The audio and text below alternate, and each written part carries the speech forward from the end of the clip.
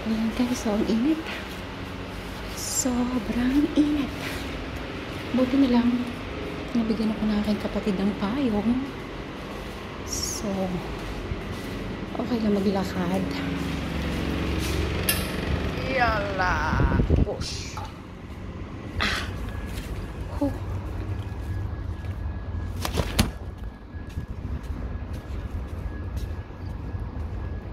Kung makikita tayo muli, hindi ko na ikukubli. Napakainit po. Grabe. Siguro naman by month of October or November, okay na po. Medyo lalamig-lamig na naman siguro. Pero sa ngayon, mainit pa po. Hi!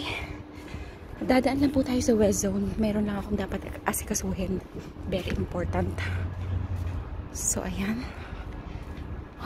Good morning!